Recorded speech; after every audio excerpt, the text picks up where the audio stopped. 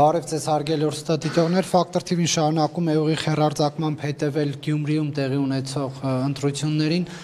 Կենտրոնական ընտրական հանձնաժողովը հայտարարել է, որ ժամը 11-ի դրությամբ 11,000-ից ավելի ընտրող ունեցող Գյումրի քաղաքում ընտրությանը մասնակցել է 8100-ը։ Այս պահին Ֆակտոր TV-ն աշխատում է 31 կոտորակ 51 ընտրատեղամասում, զրուցելու ենք ընտրատեղամասի հանձնաժողովի նախագահի հետ։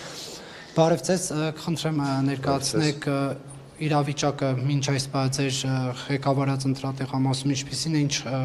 արդյունքներ կան գրանցված։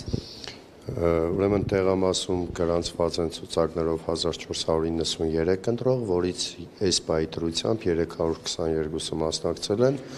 Սպասում ենք մյուս մեր ընտրողներին սիրով իրացնելու իրենց ընտրական իրավունքը։ Ինչ արձանագրումներ են եղել այս պահի դրությամբ խախտում։ Ամեն ինչ ընթանում է իր բնականոն ընթացքով, ցանկացած խնդիր վայրկյանների ընթացքում գտնում է իր իրավական լուծումը, սա հեզասա ընթացքով։ Արձանագրություններ կազմվել են։ Ոչ մի արձանագրություն չի կազմվել, ունեցել ենք շատ ակտիվ մասնակցություն, այնպես որ ամեն ինչ բնականոն հունով ընթանում է։ Նշեցիք քանի ընտրող է գրանցված այս ընտրատեղամասում։ 1493։ Ընդամենը 320-ն է մասնակցել։ 320-ն է այս պահի դրությամբ մասնակցել։ Եվ այս ժամը 2-ի դրությամբ դա ըստ ձեզ նորմալ ցուցանիշ է, թե ոչ։ Դե հիմնականում իմ կարծիքով ամեն դեպքում ցուցանիշ է, ցանկացած ցուցանիշին պիտի պատրաստ լինենք, մենք այս հանձնաժողովը հենց նրա համար է, որ ցանկացած ցուցանիշի համար ապահովենք ընտրողի պատշաճ ընտրելու իրավունքը։ Եվ դուք այնց որ քվեատուփ խցիկի հետևում հա դուր կա, դա ինչ որ խնդիր չի առաջացնում։ Քավլիցի դռները ինչպես տեսնում եք, շատ չեմ ուզում մոտենանք, բայց ինչպես տեսնում եք, կապարակմված են եւ